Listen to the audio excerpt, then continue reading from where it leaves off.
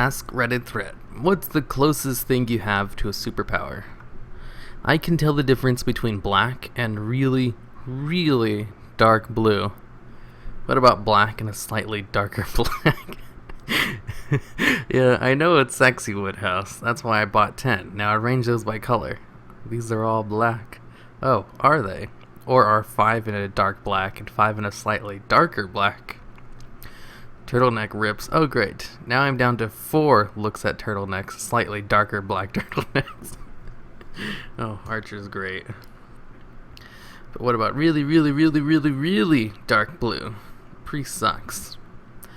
I can find the what the fuck?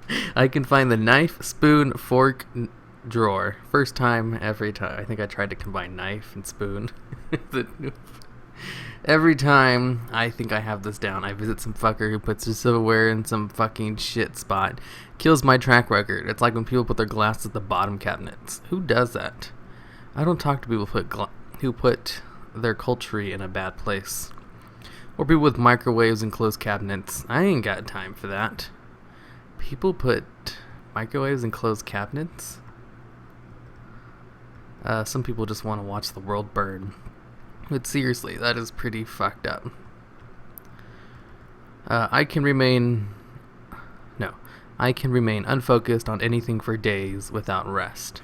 Yeah, well, I can remain rested on anything for days without focus.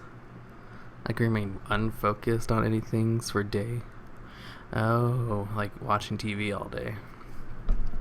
I can sense the presence of a cat, mostly because of allergies. I can sense the presence of grass. No allergies, just have a sixth sense for grass sensing. My breast can sense when it's raining. My left knee can sense when it's raining because it's injured. Do you have ESPN or something? I definitely have this ability. It usually creeps in slowly. I notice my breathing is suddenly more shallow than usual. Then my eyes start to burn. It's worse if you never actually see the cat. Go about your business for a while and stumble upon a cat tree or litter box. Oh no. The magic touch, as someone would say with computers. I tend to scoff at the notion because the users lie. 90% of the time, when I go to help someone, usually my mom with the computer, it's working now that you're here is usually the result. In a related vein, I type crazy fast. Ask me how many times it's got me laid. Go ahead, ask. Actually, don't. I can solve Rubik's Cubes. People think I'm very smart. I just memorize the algorithms. Sorry to tell you, but you're smart. Doesn't take much in this world. Memorizing the alphabet is harder than memorizing algorithms for traditional 333. The longest algorithm is only 8 moves, represented by 8 letters. Can you please explain a little more? I'm genuinely interested. When you start to solve a Rubik's Cube, you have 2 steps to meet. Every situation has a set of patterns to complete steps. You memorize what situations require what patterns, and boom, solved. That sounds 1,000 times harder than memorizing the alphabet. It really isn't. I can solve a Rubik's Cube, but I still don't know my ABTs. I can make a rumbling sound in my ear, and only I can hear it. It's done nothing for me so far. I remember a thread a while ago where someone said that. Apparently loads of people can do it. It's called temporal tympani, if I remember correctly. I thought it was special too. Can you also click your ears? Like, just before the rumbling noise, there's a click. And if you put your ear next to someone else, they can hear it? Or is that just me? My inbox is leading me to believe that a lot of people can do the clicking. What? Same here. If I do it, then hold it, then make sounds, they're amplified in my head like 50 times. I wouldn't say it's done nothing, though. I can clear a blocked ear for me on the plane instantly, which is sick. And this amplifying thing is awesome, as you can make it seem like such a loud noise is playing in a classroom. I can do that too, although I'm not sure if it's superpower everyone has. When I'm in the shower, I let the water run over my hands, and it's like I have water shooting out of my fingertips. That's it. Sometimes when I drop the soap, I catch it before it hits the floor. Useful in prison. Anyone else form a bowl with their arms and belly and catch water? The plop of water hitting the floor when you let go is super satisfying. This is the first time I've ever heard another person talk about doing this. I still do it several times a week, and I'm 33.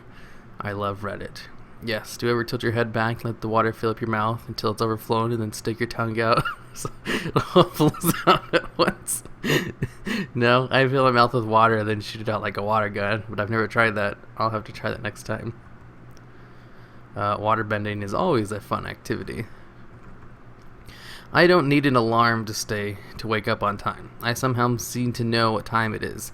If I need to wake up at 5:30 a.m., I will get up at 5:25 without fail. Wow. I usually wake up a little ahead of time when I actually need to naturally. Then I think, oh great, this leaves some extra time to sleep. So I get back to bed and sleep through my alarm and wake up full regret. I can clock any toilet with ease. I too take thunder shits. It's a gift and a curse. Mostly a curse.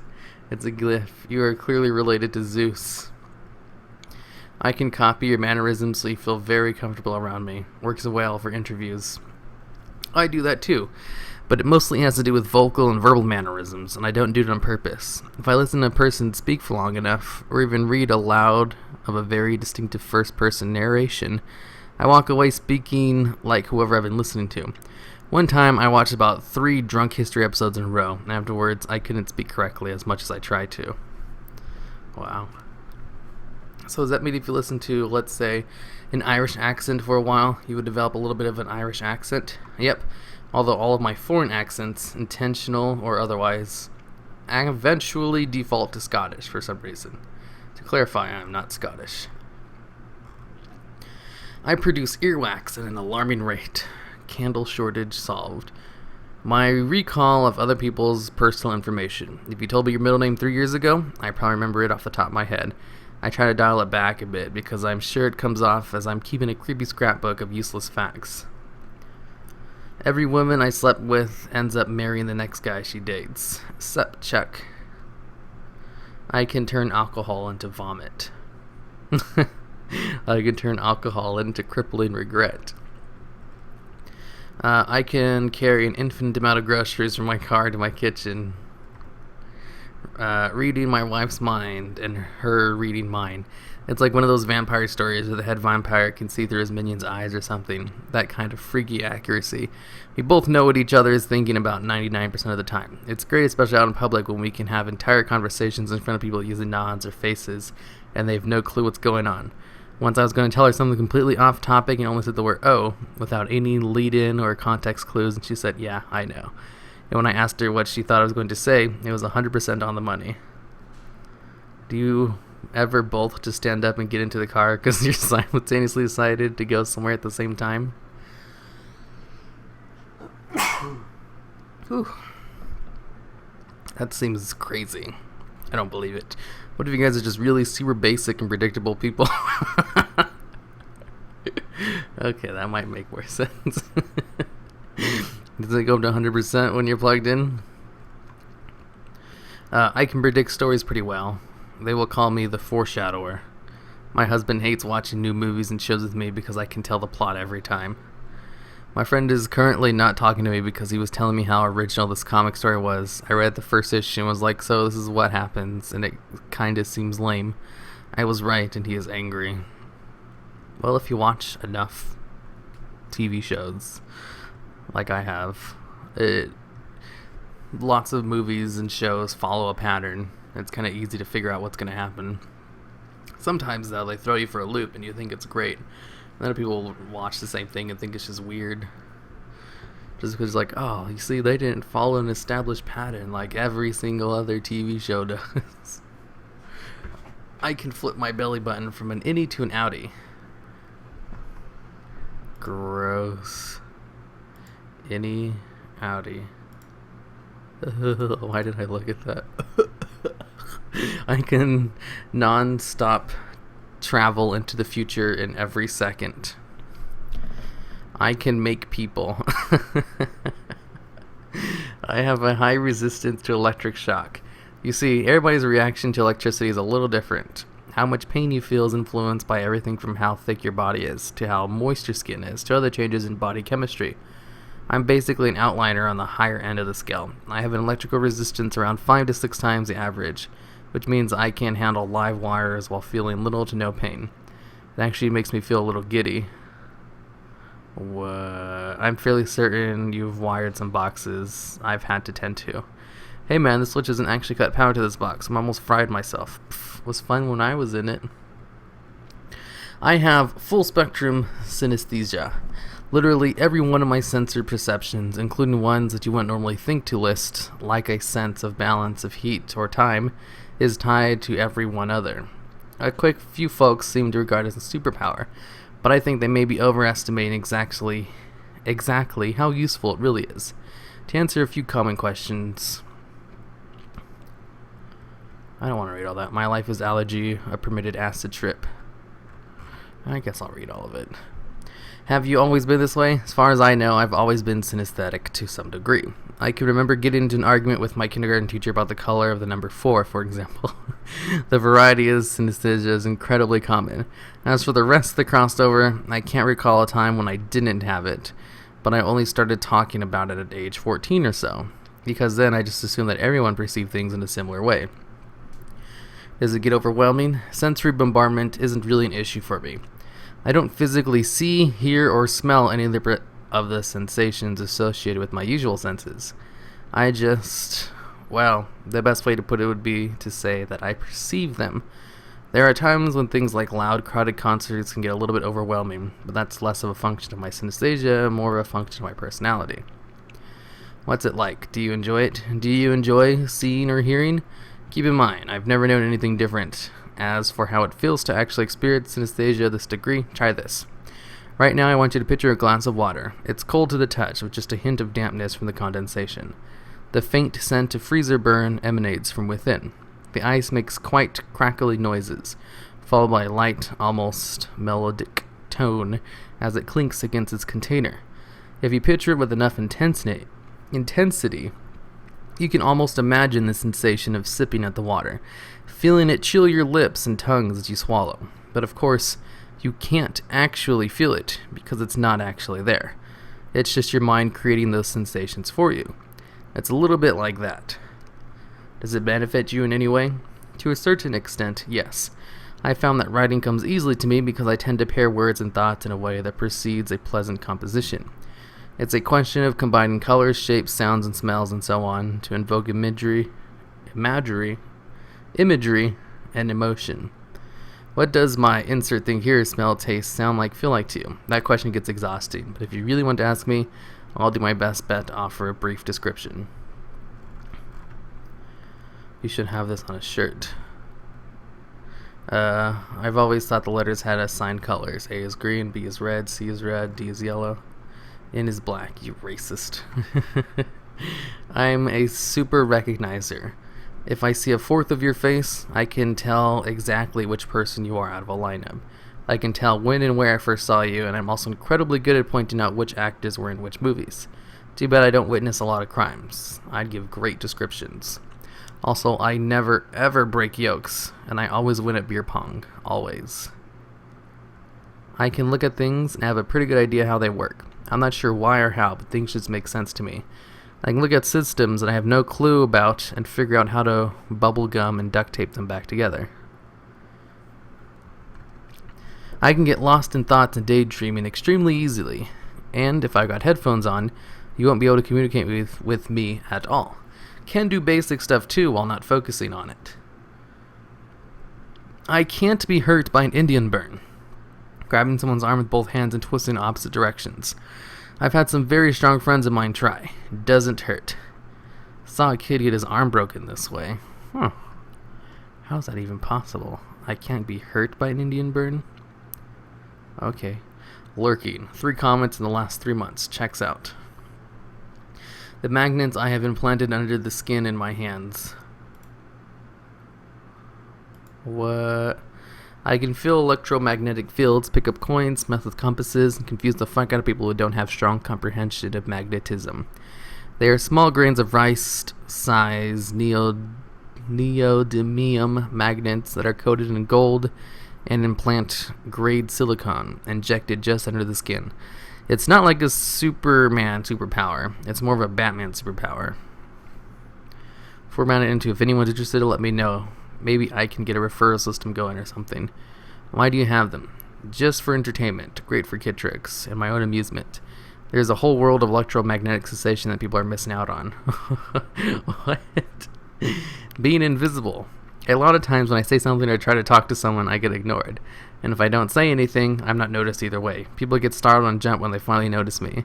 If they do, you'd think being invisible is awesome, but it makes me really sad, honestly. Hey, I noticed you and I'm all the way in Europe. If you're still in high school, don't worry much about it. It's the worst. It's constant for me, but it definitely happens. I was thinking this too. It kinda is. Kuroko no Basket is an anime with a high schooler who uses his very nature to be an awesome player. I can eat family-sized bag of chips in one sitting without the aid of marijuana, and I'm still a size 4. This is why you don't make your password your username. Password 20. Wait, what did it link to? By making my password the same password as my username. New password, password 21. What? Submit your fuck up. Oh, it was removed.